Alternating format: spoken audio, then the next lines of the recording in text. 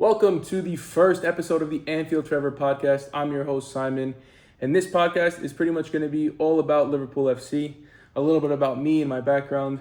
I grew up without any football in my life. Didn't really come around to the sport until COVID. All the other sports shut down, and while football shut down as well, it was a sport that I was able to watch that wasn't Korean baseball at 5 a.m. Growing up, football didn't really take off in the States, and you can argue it still hasn't, but post-World Cup, we have seen that people have really gotten into football or soccer, and I think it will take off more as a sport stateside, but globally, it's obviously the biggest sport in the world.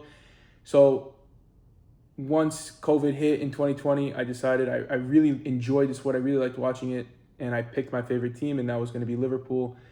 And for the past 6 years, I fully immersed myself in Liverpool FC, in the culture, in the discourse.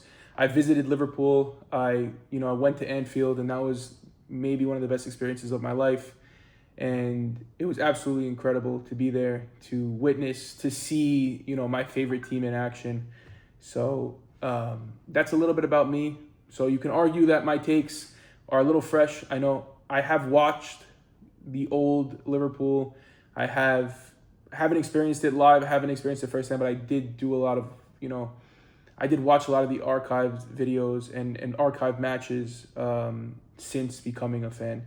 The biggest reason I'm probably doing this podcast and creating it is because I really love discourse around football, but also around Liverpool. I love when, us fans can talk to each other, can interact with each other, can have positive discourse. There is negative discourse, there is negative interactions that, but within each fan base. But I think for what it's worth, our fan base is pretty strong. I think our fan base has very strong opinions, but are willing to have the discussions around them. And that's something that I want to do in this podcast.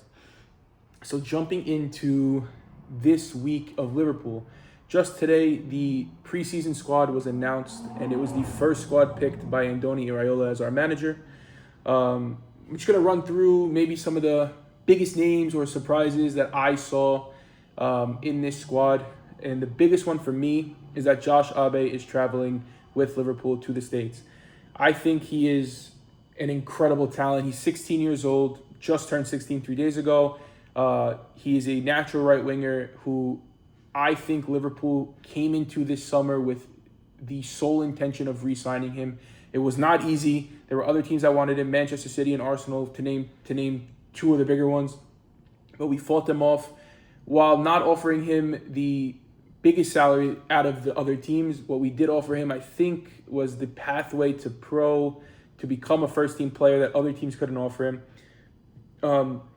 Abe is considered one of the most talented and brightest players in academy football. He played 10 games for the under-18s last year as a 15-year-old, and he scored 8 goals and had 3 assists. Last season, he trained. This coincides a little bit with when we were trying to entice him to re-sign. He trained multiple times with the first team last season under Slot, and then continued to train this preseason with the first team under Iraola. And he could possibly be the long-term solution to that right wing position after losing Mo Salah. Again, that's a lot of pressure to put on a 16-year-old, but he has all the capabilities to do so. The next person I was really happy to see on the traveling squad was Trey Nyoni. There have been rumors that he might go to Swansea, whether on a loan or on a permanent, and I was really against the permanent. I'm not against the loan, to be honest, but I was really against the permanent sale. I think he has all the capabilities to be, that holding midfielder, possibly an 8, but he can play that 6 role, maybe in a double pivot, who has the ability to break those pressing lines and transition the ball. We've seen it multiple times.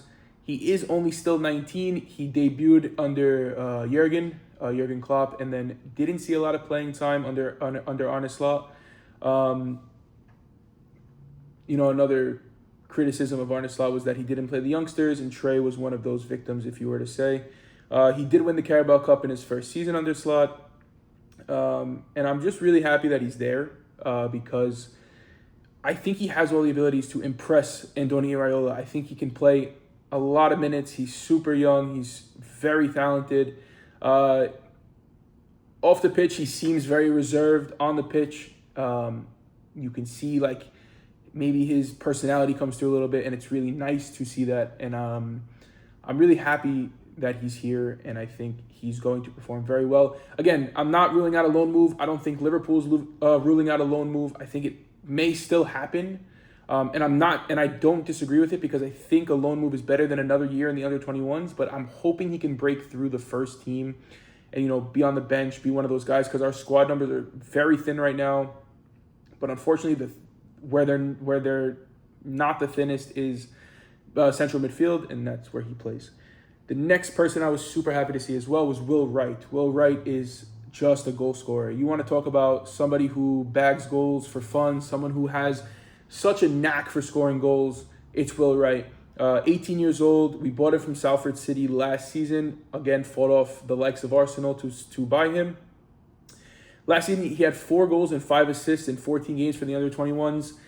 He did have a knee injury, which ruled him out for the end of the under 21 season, including the playoffs. So it's very nice to see that he's fully over that injury. He's fully fit and ready to go. And as far as I can tell, and as far as the way the squad was presented, it looks like he's going to be our starting striker going into at least the first game and possibly the second against Wrexham, depending on when Alexander Isak returns. But Will Wright should be starting up top for Liverpool at least against Sunderland on the 25th, and that'll be a lot of fun, because he almost scored last season when he debuted for us, and he was very, very close. And I think he's just a goal scorer. He bags goals, and he's physical, he's athletic, he's fast. He's not the fastest, but he's fast. He's very strong, and yeah, he can put the ball in the back of the net, and that's what Liverpool need at the moment, especially with Ekitike being out. So he could definitely back up Isak, and maybe switch some time, maybe transfer some time with him. But yeah, I'm really excited about him. The fourth player I'm super excited to see on this preseason tour is Jeremy Jacquet. Jeremy Jacquet is our £60 million signing from Rennes that we signed in the January transfer window. He stayed at Rennes for the remainder of the season last season, but unfortunately got injured with his shoulder at the end of this, right after we signed him, and he required surgery on that shoulder. But he is fully fit, he's fully healthy. He even came voluntarily with a few other first-teamers when the under-21s had to report a week before the rest of the first-teamers to, train under for Iraola to see him. He was a highly sought-after center back. He's 21 years old. He's French. He has 5 caps for the France under-21 team. And if the French national team didn't have such a stacked center back list of Dio Upamecano, Saliba, Lacroix, and Ibu, he probably would have been somewhere in the realm of possibly being considered by Deschamps for the World Cup had he also not had that injury previously. And in my opinion, he's probably our starting right center back next to Virgil van Dijk when it comes to that game against Newcastle at St. James's when we open the season. So very excited to see him play. Very excited to see how he is on the ball because he himself has said he feels that his on-the-ball skills are very, very strong. The last person I'm super excited about, and I think has the most to gain, but arguably also the most to lose in this preseason, is Harvey Elliott. He's back.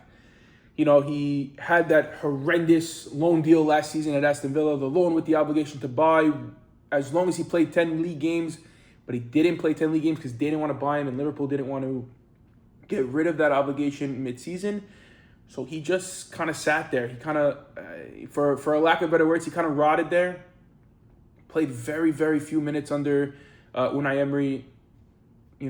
He was almost like a foregone conclusion that he was going to come back and get sold, but then Slot got sacked. And, he's really made it a point to prove himself to Iraola.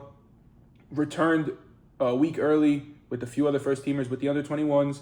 And from the sounds of it, Iraola is very keen to give him this chance to impress, and I personally believe he will take that chance. Am I ruling out that he gets sold later on in the window? No. But our lack of numbers at right wing is a huge benefit to Harvey Elliott because it's right now it's him and Chiesa, and I love Fetty as a person, but as a player, I think that experiment's finished. Again, could he prove me wrong? And I hope he does, but I never want to turn my back on a player, and Fetty's a fantastic human being, but I think even with the fans, as last season happened, I think we kind of got over that, we want Fetty. But you never know. For me, I do think he will stay. For me, I really hope Harvey does impress, because not only could we use his tenacity and, his actual body in the squad, because we need the numbers at right wing, especially.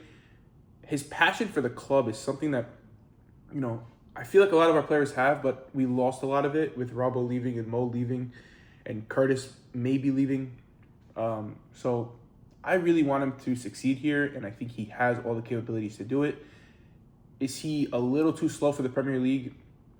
We'll see, right? Will he adapt to the way Iraola plays?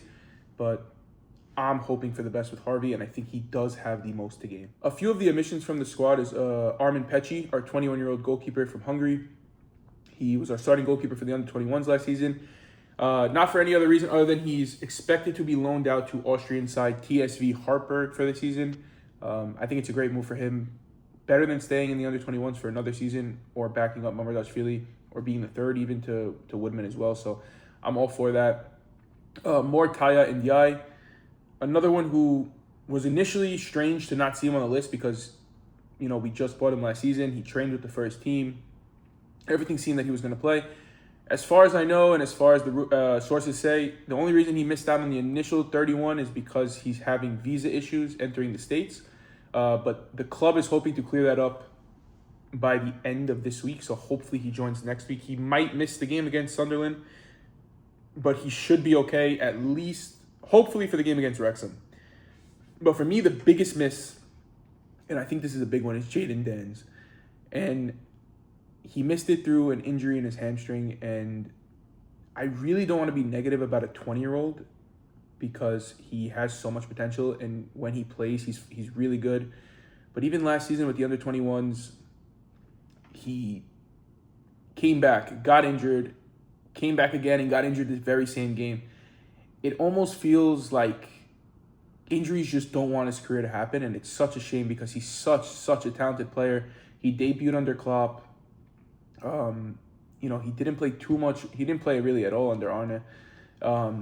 And I think if I'm being honest, he probably would have been the starting striker for Liverpool during this preseason tour, because even if Isak comes back on this tour, which he should, he's expected to, I don't expect him to get so many minutes. Maybe he would have split it 60-30 or 45-45, but it would have been such an opportunity for Jayden Danns, and I don't want to be so certain about it, but I think there might be a moment where Liverpool have to decide whether to stick with him or whether to, say we tried our best and it just, between the two sides, it just didn't work and let him loose. Me personally, I really hope that doesn't happen. I hope he can get healthy. I hope he can. And I hope he can fill time for Ekitike that he's not there. But one thing I would love to see, and we did it with Kumas last year, and I think it worked, and I'm totally all for, if he's fully healthy, loan him out to a championship side, let him try to play a full 40-plus games there, because being in the under-21s, I just don't think it's beneficial for him to be at the under-21s for another season. So I would really, really prefer if Jayden Danns either stays in our squad or goes out on loan if he can stay healthy. That's the biggest if with Jayden Danns, and that's been the biggest if his whole career. So while Liverpool are hoping that more first-team players join later on in the preseason window with Florian Wirtz, Ryan Gravenberch, and Alexander Isak all expected to join, they are still busy behind the scenes pushing for transfer signings to join the rest of the squad, with the biggest one being Bradley Barcola. So Bradley Barcola, just a quick overview for anybody who doesn't know, is a 23-year-old French winger who plays for PSG. He's primarily a left winger, but can and has played on the right in the past. He is a very pacey winger. He's very direct. He loves to take on fullbacks 1v1. He's a fantastic dribbler. And so that's pretty much the overview of Bradley Barcola, and he plays for the French national team, and he did in this World Cup, and I thought he had a really, really solid World Cup as well. So the question is, will Liverpool, really start to push for Barcola now that the World Cup's over? So let's take a quick look at what PSG are asking for Bradley Barcola. PSG are rumored to be asking anywhere between 100 to 110 million pounds for Bradley Barcola. Granted, some other sources state that they're asking for a total package of around 85 million pounds. So whichever report you agree, whether you agree that the one that he's untouchable, I'm erring on the side that he's not untouchable. Especially Fabrizio is really, pushing the fact that he's not. And other than like the PSG sources, like the PSG fan page is telling that he's untouchable, there hasn't been any actual, credible reporter that says he's untouchable. So I'm gonna say he's not untouchable. I'm gonna argue that PSG want anywhere between 85 and 110 million pounds for him. I think somewhere in the middle is probably accurate, either 90 or 95, like a full package of that sort. Either whichever one you believe in, it'll be another huge splash for Liverpool to do after the already massive transfer window we had last summer, bringing in Wirtz, Isak, Ekitike, Frimpong, Mamardashvili, and others, right? Kirkez. So is he worth it, really, right? So there's two sides of this argument. The ones who say he is worth it is that he's the perfect age for the window in which LFC are trying to build, right? So you have Wirtz at 23, Isak at 26, Ekitike at 24, Dom, who just signed a new deal at 25, Xhaka is 21, and Kirkez is 22. Rio is 17. So he does fit the mold of where LFC are trying to sign, like what age bracket the team's trying to sign. He's also exactly the type of winger that Liverpool, or at least Iraola, is looking for. A very direct, explosive, pacey, confident in the 1v1s, great dribbler of the ball. All those things are true and accurate about him. And it's sort of how Iraola used or wanted and got Ryan and Semenyo at Bournemouth, right? He had those guys who, just as I described with Barcola, direct, explosive, can take a man on, really good in the 1v1s, a really great dribbler, not afraid. All these things are true about Barcola and are true about what Iraola had at Bournemouth. So I think he would thrive in Iraola's system of this high-pressing, transition-heavy, almost like a heavy metal. We're almost coming back. I think we're going to go back to the heavy metal style of football that Jurgen had us playing. Maybe not as possession-heavy, but we'll find out. But my whole thing with Barcola is, look, we need to sort out this right wing. What I said about Josh Abe in the beginning of this video is true. I believe that Josh Abe can be the answer to the right wing position, but he cannot be the answer now to the right wing position. He's 16 years old. To put that much pressure on a 16-year-old would be insane. If you saw how we managed Rio and Gamoa last year at 17, we didn't ask him to be the answer, and I don't think we'll ask Abe to be the answer. I think Bradley Barcola can be that answer, especially that he's also the best of the wingers now, because we're out of the race for Diomande. That's a whole nother topic where PSG might not even be in the race for Diomande. Nobody might be, because Leipzig want to keep him. He's in a legal battle between two agencies. And I truly believe that Barcola has the potential to be one of the best wingers in the world if he is used correctly. And I think Iraola can use him correctly. And my guess is that he would be open to a move to Anfield. I know there's been some sources that say he already has said that, but assuming he hasn't, if you think about the additions that PSG are probably going to make this summer, Akliouche seems to be nailed on. Diomande, I still think he'll end up at PSG, but if he does, I mean, between Akliouche, Diomande, Ousmane Dembele, Desiree Doué, Kvicha, and then I just don't see a place where he can really slot in Barcola. So I think he would be very open to the move. To play the counterpart, to play devil's advocate, the people who say no, don't sign him. I think the biggest thing is that he's not a true right winger, and we need a right winger, right? Bradley Barcola is primarily a left winger. He primarily played left wing for PSG, primarily played left wing for France. he is not a prototypical right winger. He's not somebody who will cut in on his left and like a Mo Salah or like a Michael Olise. He's not the type of player. I think he'll be more, push to the touchline, try to drive through the middle, not stick so much on the touchline. If he plays on the right, I think he'll be a little more central. Not central in terms of playing in the center forward position, but he'll be central, like inwards on the pitch, because he'll want to use his right foot more often. Whether that's pushing into the byline and putting it across, or trying to just have a somewhat of an angle to score from the right, on his right foot. His end product is not fantastic. I think this is the biggest flaw to Bradley Barcola's game. He does almost everything right and just can't score. There's like one of these videos out there on X that he dribbles, he body feints, he dribbles 3 guys, and he drags the shot wide. His end product needs work, and it can get worked on, right? But do you pay $100 million or $90 million or whatever it is for a winger who is still not there yet? It's not the finished product. I don't know, right? I think he would need to improve it fast if he comes to Liverpool. I think our fans will give time, right? But like you've seen, we gave time to Flo, and I think it's paid off with Flo. I think he'll have a much better season next season, especially if he has one of those pacey wingers around him. But even with Flo, he got a little bit of stick for the way he started, and he had a nice stretch in December and then cooled off again. So I don't know how much rope we're gonna give Bradley Barcola if we do sign him for, let's say, $100 million, and that end product doesn't change. Couple other things, smaller things. His decision making is not the best.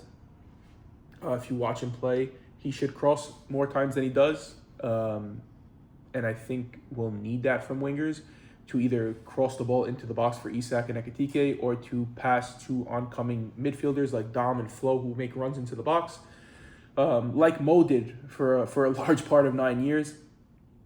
I think one thing that all Liverpool fans have to understand is that we aren't signing Mo Salah again. We're not signing another version of Mo Salah. There is no other version of Mo Salah. He can't be replaced. He can't be, regenerated to be somebody else and slap him into our squad. Unless we're spending $200 million on Michael Olise, which isn't happening, we have to take what we can get, and it's not going to be Mo. But Bradley, in my opinion, can be someone who is super impactful to our team. Lastly, he's not the most physical player in the world, but neither is Florian Wirtz, and Florian Wirtz has adapted to the Premier League. It took him some time. I think if Bradley does come, it would take him some time as well. But my final verdict on the decision is that I think LFC, they need to make this signing. It's the most important one of the window, in my opinion. That right wing spot, before the window even started, once we knew Mo was leaving, I think it was the most important position to replace. And we still haven't done it. The attack is desperately needing more bodies with Ekitike out until January. Isak, look, he's healthy and he looked great in the World Cup, but you don't know, right? He had a bad injury last season. That was not his fault. Mickey van de Ven, that was a disgusting tackle. But for prior injuries in prior seasons, Gakpo was inconsistent last year. I still back him to have a good season. Rio, for what it's worth, he's fantastic. He's a gem, but he's 17 years old. You cannot put pressure on somebody at 17 to be the leader of a front three. And I know we signed Victor Munoz, but as of now, he's an unknown. He didn't play in the World Cup. I watched his highlights from Osasuna, but I don't know, right? I don't know what he's going to be for Liverpool, how he's going to play across the front line. So we just need bodies, right? And yes, the money is a lot, right? 85, 100 million, 110 million. But if you can make that signing and then put pieces around him that maybe aren't 70, 80, 90 million, in maybe Manu Kone from Roma for 40 million, which is, we're rumored to like him a little more now and reignite our interest after his performances at the World Cup, or even Ferran Torres, who we actually got linked to today from Barca. Yes, he'll have that World Cup tax and maybe he'll end up costing 60, which I think is a little high for him. But guys like that who aren't 100 million, right? Put them around the signing of Bradley Barcola, and it'll really set the tone for this upcoming season, because at the end of the day, we have to back Andoni Iraola. in the transfer market on his first season and see if he has what it takes, right? You give him all the pieces. You tell him, look, you asked for this, we gave you this. Now it's your job, right? Now you have to do your job. And we'll see if he can do it. I personally think he can. I think he's a fantastic manager. I think he's done well everywhere he's been. And I think he'll do well here as well, but you need to give him all the pieces. So moving on from Bradley Barcola, I'm going to give you guys 3 predictions that I feel are going to come true for the Reds this preseason. My prediction number 1 is going to be that Liverpool make at least one transfer signing this week ending on Sunday. I think post-World Cup, it's bound to happen that, business really picks up. I think, now every player is free, every agent's free. Nobody has thoughts about the World Cup. It's all past. I think we make a real push specifically for Bradley Barcola this week, but I expect at least one signing to be this week. A slight thing in me thinks it's Manu Kone from Roma. I really would love that signing as well, but I feel like I heard a little bit last week and then I heard a little more today about Manu Kone and Liverpool, and I would love it. So that's what I'm predicting. I think we make at least one transfer signing this week. My second take is that Abe is going to play more minutes than anyone expects this season for Liverpool and scores for Liverpool on his debut, hopefully against Sunderland in the preseason. I'm telling you guys, if you haven't watched him, pull up a highlight tape. He is absolutely electric. He's a goal scorer. He's a really great dribbler. Takes guys on 1v1, and he's what we hope a right winger can do at Liverpool. Again, not putting pressure on a 16-year-old. I don't want it to come off that way, but he's very, very talented, and I think that you will see it in the preseason, and I think he'll be that breakout guy like Rio was last preseason. I think he'll be that breakout guy for us this season. My third take is Liverpool will sell at least 3 players by the end of the window. And I know that sounds, we always do that. But I think this season's a little different because we don't have the bodies that we normally do, right? Last season, we knew who we were going to sell. We didn't know, but we had a feeling we were going to sell Lucho. We had a feeling that we were going to bring in that money. This season, I think, I have 2 guys that are probably nailed on to leave in Federico Chiesa, who I still believe that he gets a move to Italy because I think he suits that play style super well.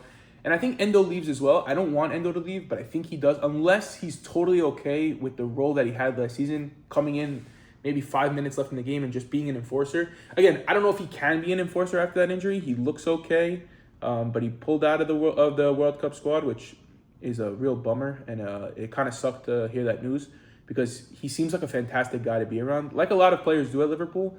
But I do believe he'll go. I want him to play more, and I just don't think he'll play really at all at Liverpool. But the way Andoni plays, maybe he'll play more because Andoni requires all-out energy, all-out, empty your tank, and maybe Endo comes on at the end. But I do think he goes. And my third that I think leaves is Stefan Bajcetic, another one that I don't want to see go, but I feel like he's just another one that has super bad luck when it comes to playing for Liverpool. I don't know how he gets on anymore. He's still injured. I know he traveled with the team, but there's rumors that couple teams in Spain are looking at him for a potential transfer, and I think he does get the move. But what I will say is I think either one of Stefan or Endo stay, and a sneaky suspicion is I think Alexis McAllister gets sold as well. Less because Liverpool want to, more because Alexis probably wants to move to Real Madrid. And if Real Madrid open up the conversations for that one, I think it gets done relatively quickly, especially because Liverpool will be able to recoup at least 60 to 70 million for him. He had a really good World Cup campaign as well, so that's a sneaky one for me as well. So looking ahead to what Liverpool have coming up this week, they officially landed in Chicago today. It'll be their home base, if you will, for the preseason tour. They'll fly out of Chicago, go to Nashville, play that game against Sunderland on the 25th, which is this Saturday. They'll fly back into Chicago, train in Chicago, and then fly out to New York for their game against Wrexham on the 29th. Just something I want to go over is what actually matters about these preseason friendlies. For those of you who maybe it's your first year watching Liverpool, it's your first preseason with them, don't look at the score. The score is not reflective of how the game goes. What we really want to see is the performance. The performance matters more than anything else. How the players adapt to Iraiola's new style of play. You'll also be able to see which players don't adapt and don't fit in to Iraola. And you might be able to see it relatively quickly as compared to maybe Arne Slot in his first preseason, because Iraola has a very, very direct, fast-paced, heavy metal style of football. And some players will not be able to adapt. So be on the lookout for that. But again, what matters more is, can the players adapt? Will they adapt? How fast can they adapt? Because they really only had about 2 weeks of training under Iraola. Of course, that's what preseason is for, but it's not a lot of time to learn a whole new system. So be on the lookout for that. But at the end of the day, the biggest thing for me that I'm going to be watching this preseason, are we fun to watch again? The joy almost got sucked out of Liverpool watching them as a fan, during last season. Granted, we weren't good, but we've had bad seasons under Jurgen. Like the season when we played in the Europa League and we lost to Atalanta, we weren't good that year, but we were fun to watch. We were enjoyable to watch. Yeah, we gave up a lot of goals, but we also scored a lot of goals. Last season, it felt like a chore sometimes to turn on the TV and watch them play. And the biggest thing for me is that feeling gone? Is the feeling of joy? Is the feeling of excitement? Is the feeling of, I can't wait for this game back? And I really hope so. And I think the answer will be yes. But that's the biggest thing I want you guys to watch out for too. Are we fun to watch again? So I have a few questions for you guys before we go. I know you guys have never watched me before. I know I've never interacted with you guys before. But I would love for you guys to answer these questions in the comments and let me know what you guys think. I will read every single one of the comments, and I will answer them, but I also use them as topics for next podcast. So a few questions I have for you. Who are you most excited to watch for this preseason? I think you guys know my answer. It's Josh Abe, but I want to know what you guys think.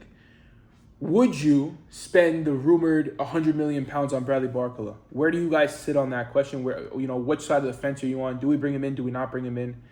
If we don't bring him in, is there someone you prefer Liverpool to sign instead of Barcola? Whether it's in that right wing position or elsewhere, use those funds in different positions or use them on somebody else. And the last question is, which academy player will be the breakout star of this year's preseason games? There's Josh Sonny Lambie's there. There's Josh Abe there. There's Will Wright there. There's a few others as well. And think about last year, it was Rio and Gamoa for sure. But this year, there's a few more options that it could be. So at the end of every episode, I'll leave you with my one positive and one negative for Liverpool this week. For this week, my positive, and I think it's probably everybody's, is that we're back. We're it's club football again. It's the best time of the year. Everything's starting up, and I couldn't be more excited to see how the team responds to a tough last season. I think it's fair to say we underperformed. I think it's fair to say that a lot of our key players also underperformed, but I think they're going to respond very well. I think they're going to bounce back. I think they're hungrier than ever. I think they all agree that last season was unacceptable, and they're there to fix it. My one negative is that we have not done enough transfer business this window. You see other teams doing really good business. Chelsea just signed Morgan Rogers, which was kind of insane for the price, but he's a fantastic player. United have made some really good signings with Yuri Tielemans, and I think that was a crazy steal, by the way, but Yuri Tielemans going to United. So I don't think we've done enough. I think we're still missing, but this is the time when it picks up, right? We still have Richard Hughes, for however long he's still there, still has time to fix this transfer window and give Iraola the squad it needs, and I think he's going to do that. And like I said in one of my predictions, I expect him to make a move very soon. So that's what I leave you guys with today. If you made it this far in the video, first of all, that's amazing, and thank you so much. If you enjoyed it, please like, comment, and subscribe. These podcasts are going to come out once a week, and I'm super excited to start this journey with you all. Let's have a discussion in the comments. Let's follow each other. Let's talk about Liverpool, because this is it's a passion for all of us. But it's also kind of a lifestyle for all of us, right? So this is something we love.